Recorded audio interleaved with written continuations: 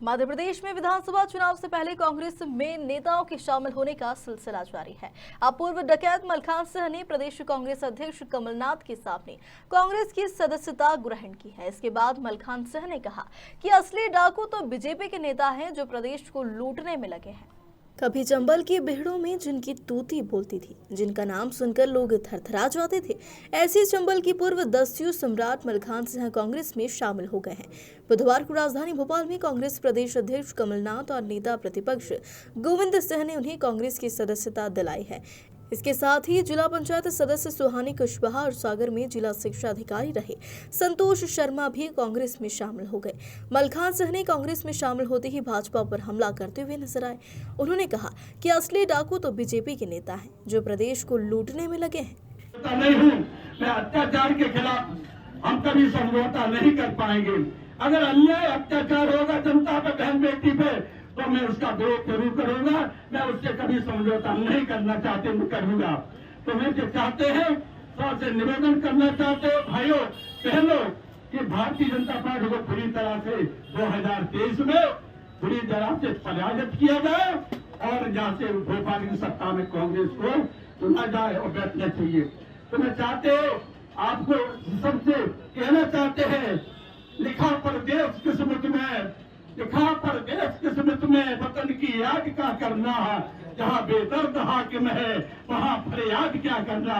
दोस्तों, शासन प्रशासन, शासन पहले प्रशासन पे हावी रहता था, आज प्रशासन शासन पे हावी है। जनता कैसे बच पाएगी? सारा देश बिक चुका है, किसान मर रहा है, कुटना है, पिटना है, इस तरह के क्या होगा? तो चाहते हैं कि ऐसी सरकार को कुचल देना चाहिए, भगा देना चाहिए। ये कभी किसी सत्ता में आने लायक पार्टी नहीं है। मैं जानते थे कि भाजपा को सिद्धांतवादी पार्टी होगी। आज मैंने अन्याय अत्याचार इनका देखा है, बहुत बड़ा अन्याय अत्याचार किया है इनने, इसलिए मुझे नफरत हो गई है। आज मैंने कांग्रेस में, कांग्रेसी तो मैं पहले भी था, माननीय अर्जुन सिंह के टर्म में मैंने समर्पण किया तो मैं कांग्रेसी था। आज मध्य प्रदेश के जो मुखिया कहते हैं, जब वो 72 में सारे बागी हाजिर हो चुके हैं, 76 में एनडी तिवारी यूपी में हाजिर हो चुके हैं और 82 में सब 1 से 10 लोग हम हाजिर हो चुके। फिर भी हमारे मुख्यमंत्री कहते कि धरती पे कोई डाकू नहीं रह पाएगा। अरे डाकू है कौन? आप पूछ लेते डाकू है कौन? अपने डाकुओं को तो उठाओ, अपने डाकुओं को तो साफ देखो। आपके डाकू क्या कर रहे हैं? आपके डाकू कितना लूट रहे हैं, कितना क्या कर रहे हैं? तुम चोरी कर रहे हो।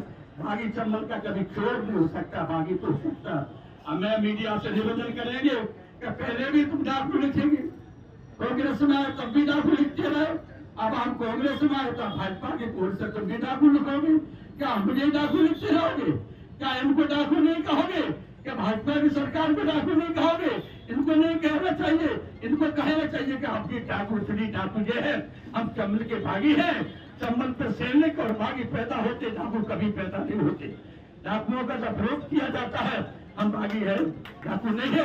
मैं आपसे निवेदन करना चाहते, माननीय मुख्यमंत्री से निवेदन करना चाहते हैं, आप सब संगठन करके कांग्रेस के जितने एकजुट हो करके कांग्रेस के दुश्मन सब खत्म करके एक भोपाल की सत्ता में हो और दिल्ली की सत्ता में कांग्रेस को 2023 और 2024 में बैठना चाहिए।